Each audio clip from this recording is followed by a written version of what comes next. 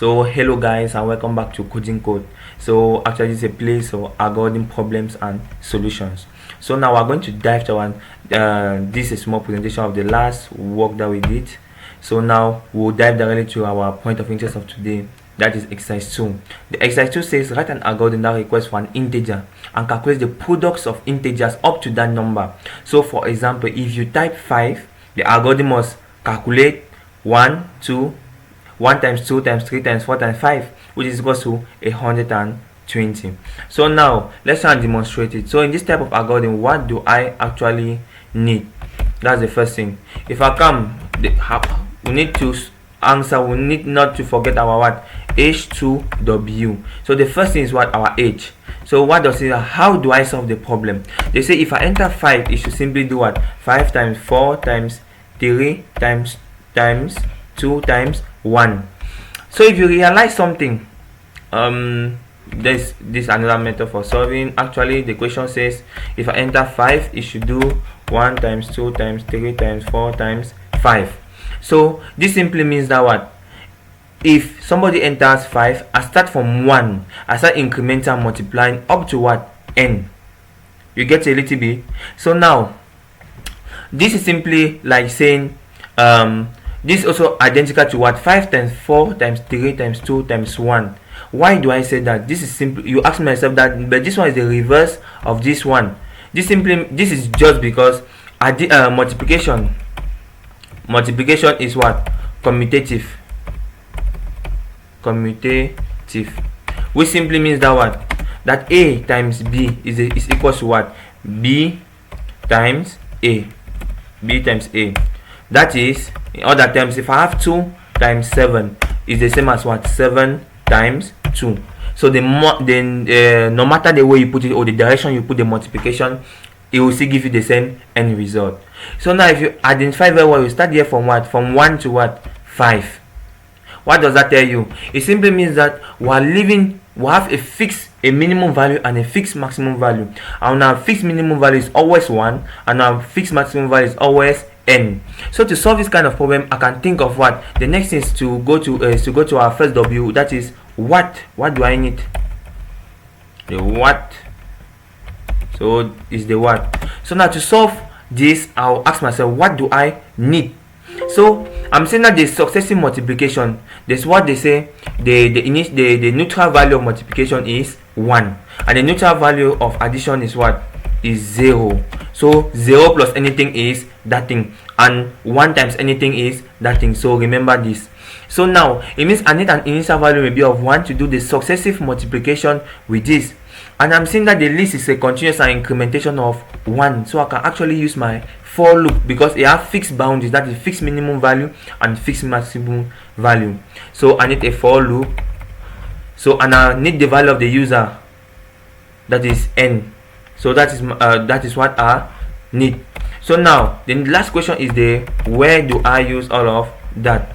So the first answer to the where is that what? I use the fact equals to 1 at the point where I have to initialize my variable to 1 for me to do the successive multiplication. I use the for loop because of what? Fixed boundaries, that is I have an initial boundary of 1 and another my maximum value will always be what? N. So that is why I basically use it. So let's dive down. So let's look at a small formula because this problem is identical to what they call a factorial problem. So this is a small image of how to solve a factorial problem, and this is the image of a factorial with the formula. So n factorial is identical to what? N times n minus 1 times n minus 2 up to 1. So I did the subtraction until I reach 1. So for example, if I take 4 factorial, it will be the same as what? 4 times 3 times 2 times 1. And remember, as I said, it's the same as what? 1 times 2 times 3 times 4.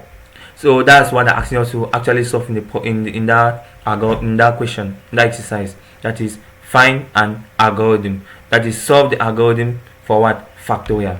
So what do? I simply come, I write the keyword algorithm, I write the name, put up from 1 to n, from 1 to num or number. So that's what you say, the user's number. So now I simply come, I need 3 variables as I said, n, I need fact, I need my counter I, and all of that I've typed integer because the question precise. So I simply start, I ask the user to enter an integer. So enter enter, let me say, value of n. So I ask the user to enter a value of n. I simply read the value, say read n. So now what do I do next? I need to initialize fact to 1. I need to initialize fact to 1 for him to do what? Because it will be the variable that I'll use to do the successive multiplication. So now I need to start my for loop. I say for I equals what? 1 to what? N, because our minimum value was what? 1, and our maximum value was what? N from the explanation. I say, what do I say? I say do, so execute the following code. So I simply say do Control U. So let me highlight this because there are key terms. As I said, I'll be highlighting some key terms so that we should not get confused. I simply say do fact. I simply say do, what do I do? I simply say fact is assigned. I simply say fact is assigned fact times I. So that's what I simply do. Then I say I come at this level and I say n4. Then I can highlight it in the red and I underline it. I simply end the for. So small error, we put the begin statement here. So I'm very sorry. So that's the simple thing, that's the simple algorithm, and at the end I simply print the result to the user. Right, say product from 1 to n equals comma, I put what? I simply write fact.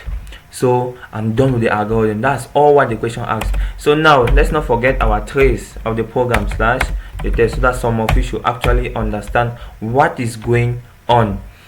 So at the first instance, what is going to happen? It will print this to the user. Enter the value of n. Enter the value of n. Let's highlight it as we always do for the test.